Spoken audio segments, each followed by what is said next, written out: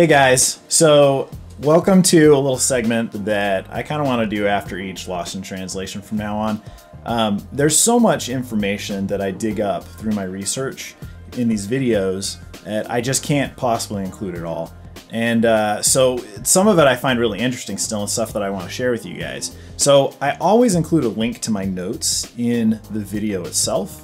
You can always find that. The way I make these videos, I start out with a Google Doc with all my sources. I think it's really important to cite your sources and be transparent about where you're finding your information. So I really tried to do that and keep it organized for you guys. So on any episode, you can go back, click the link to read up a little bit more about some of the topics if you're interested. But today what I wanted to do was just make a video bringing up a few of the more interesting points. First thing I wanted to talk about was, of course, that video, well, it was titled Dark Souls. It was really a video about the life of Yoshitsune. So for any of you who've watched that, if you haven't watched that video yet, go and watch that first. But Yoshitsune's life is really interesting because there aren't as many biographical sources as you would expect for someone as famous as him. Japan was kind of weird with how they treated history for a couple hundred years there. And most of what you find about him are sources that are exaggerated upon or, you know, that leave huge holes in his life. What we do know is when he was 7 years old when his father was killed, when his mother was captured, and when he was exiled to a temple north of Kyoto called Kurama Temple. What's weird is that temple still exists today. The complex does. You can go up and you can visit it. It's actually a pretty popular tourist destination if you're in the Kyoto area. But what's super interesting about it is it's associated really heavily with a Japanese mythical figure called the Tengu. And the Tengu was sort of like a mountain deity that would, I don't know, just kind of a mischievous, weird being that lived in the mountains. Originally it was portrayed as like a bird-headed man. But later came to be shown, you've probably seen these masks before, where it's like a big red face with a super long nose. And it's kind of that crossover from like the bird beak being interpreted as like a really long nose that sort of, I don't know, at some point it made that transition. So it's believed, obviously not historically, but there are stories about Yoshitsune being trained by the Tengu. And that's why he got to be such a phenomenal swordsman. Because they really were exiling him to the monastery up there, I mean the Buddhist temple, to keep him out of the way, and they figured he'd just become a monk and wouldn't be interested in the affairs of the world. This was during a weird time period in Japan though, where monks got involved in that sort of stuff on a fairly regular basis, so that obviously didn't work out for the Taira too terribly well. Anyways, I thought that was really interesting.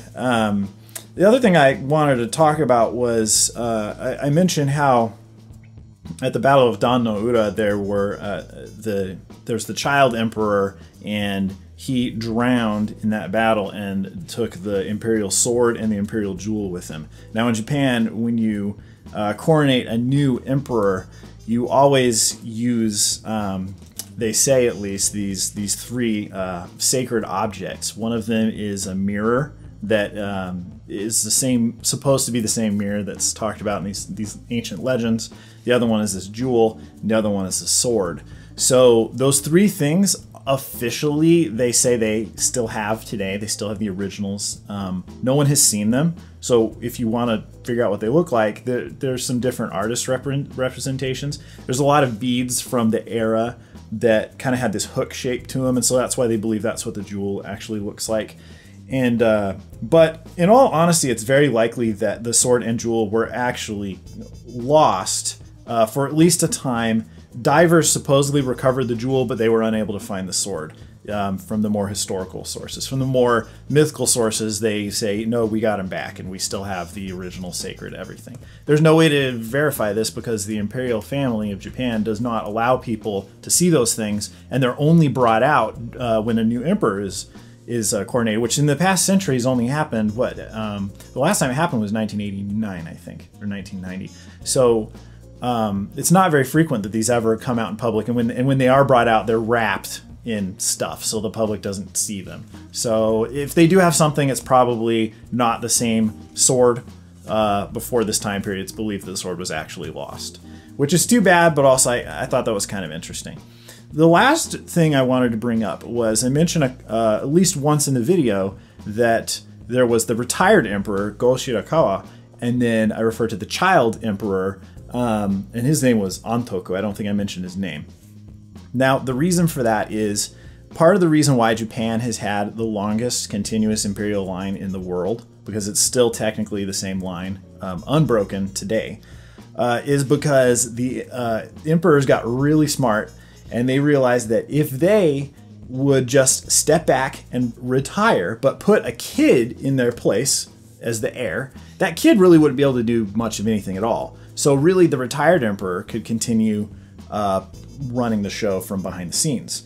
And if anybody assassinated him, it didn't really matter. There was still this other kid that was actually the emperor.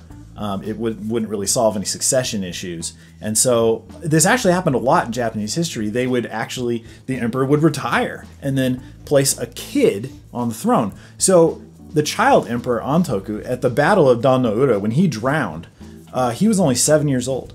So it's really interesting that that was the emperor of Japan. He was a 7-year-old child, but he wasn't actually capable of running the country, making decisions.